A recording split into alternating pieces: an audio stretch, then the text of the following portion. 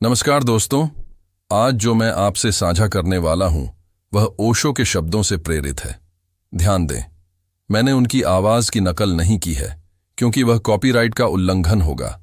इसलिए मैंने अपने शब्दों में उनकी सोच और भावनाओं को आपकी समझ के लिए प्रस्तुत किया है। मैंने इसके लिए हफ्तों अध्ययन किया, किताबें पढ़ीं, उनके विचारों को गहराई से समझा। इसलिए इस वीडियो को अंत तक देखें क्योंकि जो मैं बताने वाला हूं वह आपके जीवन के दृष्टिकोण को पूरी तरह बदल सकता है। अगर आप ऐसे विचारों और गहरी समझ चाहते हैं तो कृपया सब्सक्राइब करें, लाइक करें और इसे साझा करें। आज हम बात करेंगे उस सच्चाई की जो कहती है कि मनुष्य वही बनता है जो वह अपने भीतर महसूस करता और सोचता है। यह केवल इच्छा नहीं, यह चेतना की गहरी लहर है। अब चलिए इसे विस्तार से समझते हैं। मनुष्य अपने भीतर के बीज का परिणाम है। यह बीज केवल विचार नहीं है, यह भावना और चेतना का संगम है। सोचिए, यदि आपके भीतर भय है तो आपका जीवन डर के वातावरण में ढल जाएगा। यदि संदेह है तो हर कदम अस्थिर और थमता हुआ लगेगा। लेकिन यदि प्रेम है तो वही प्रेम आपके कार्य, निर्णय और संबंधों में झलकता है। जीवन वैसा ही बनता है जैसा हमारी चेतना का प्रतिबिंब है। जैसे दर्पण में सिर्फ वही दिखाई देता है जो उसके सामने है, वैसे ही तुम्हारी आंतरिक दुनिया तुम्हारे बाहरी अनुभव को आकार देती है। लोग सोचते हैं कि भाग्य बाहर से आता है, लेकिन वास्तविकता यह है कि भाग्य तुम्हारे भीतर की चाहत और विश्वास का परिणाम है। जो तुम अपने हृदय और चेतना से गहराई से चाहते हो वही धीरे धीरे तुम्हारे अस्तित्व का हिस्सा बन जाता है। अगर तुम महान बनना चाहते हो तो केवल चाहना पर्याप्त नहीं है। उस चाह को अपने जीवन की हर धड़कन में समा लो। उसके पीछे लग जाओ जैसे कोई प्यासा रेगिस्तान में जल ढूंढता है। चाह जितनी गहरी होगी वह उतनी ही जल्दी तुम्हारी वास्तविकता बन जाएगी। पहली सीख यह है कि विचार कोई साधारण चीज नहीं है, वे ऊर्जा हैं। यह ऊर्जा निरंतर तुम्हारे निर्णय, बोलचाल और जीवन के रास्तों को आकार देती है। अगर तुम्हारे विचार भय, संदेह और हीनता से भरे हैं तो जीवन बार बार वही राह दिखाएगा जहां से तुम निकले थे। लेकिन यदि विचार प्रेम, साहस और आत्मविश्वास से भरे हैं तो परिस्थितियां तुम्हारे विरोध में भी काम करते हुए तुम्हारा समर्थन करेंगी। एक बच्चा सोचिए, अगर वह सुनता रहे कि वह कुछ नहीं कर सकता, कि वह असफल है, तो धीरे धीरे वह वही बन जाता है। लेकिन वही बच्चा अगर सुनता रहे कि उसकी असीम संभावनाएं हैं तो उसकी चाल बदल जाती है। कठिनाई में भी वह उसे चुनौती के रूप में अपनाता है। तुम्हारे विचार ही तुम्हारे भाग्य के निर्माता हैं। जैसे तुम सोचते हो वैसा ही तुम्हारा जीवन आकार लेता है।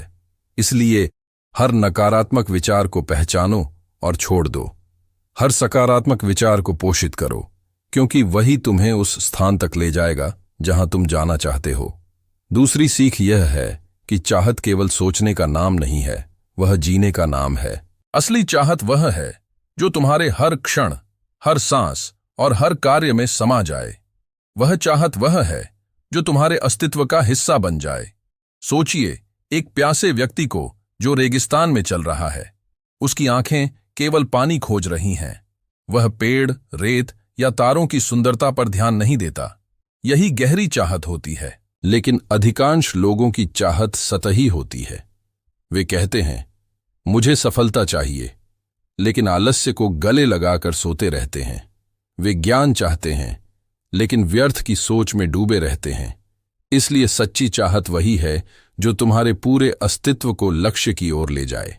इतिहास के महान लोग इसी गहरी चाहत के उदाहरण हैं। बुद्ध ने सत्य की चाहत की, एडिसन ने प्रकाश की, गांधी ने स्वतंत्रता की। उनकी चाहत इतनी गहरी थी कि पूरे ब्रह्मांड ने उन्हें रास्ता दिया। तुम जो चाहोगे वही बन जाओगे, लेकिन यह चाह गहरी होनी चाहिए।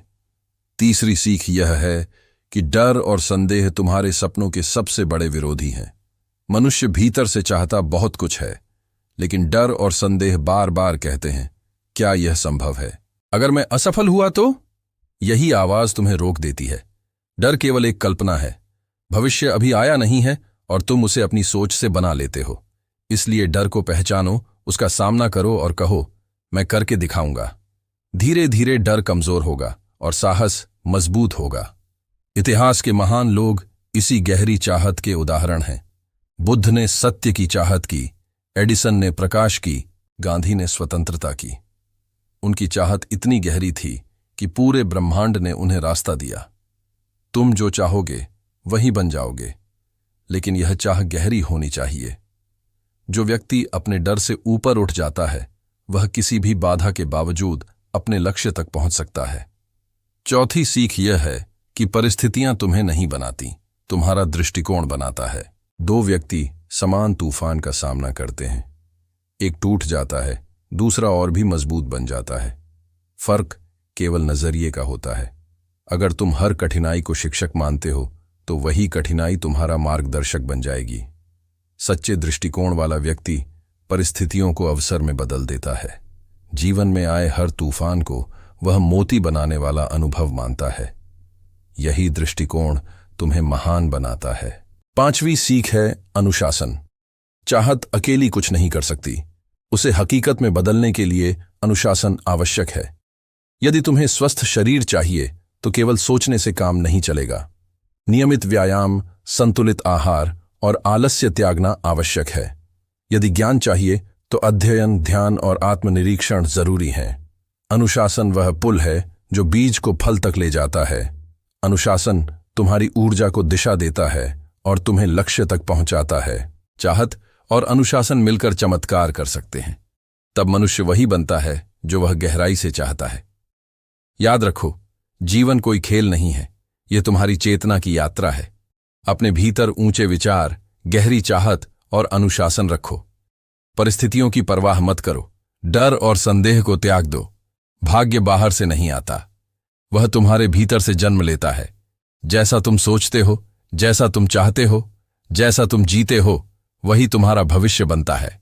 उठो, अपने भीतर की शक्ति को पहचानो, अपने डर को छोड़ो, अपनी संदेह को जलाओ, अपनी चाहत को इतनी गहरी बना लो कि वह तुम्हारी हर सांस में समा जाए। और फिर देखो, पूरा ब्रह्मांड तुम्हारे मार्ग को साफ करने लगेगा। तुम वही बन जाओगे जो तुम गहराई से चाहते हो। यह केवल एक वचन नहीं, यह जीवन का सत्य है।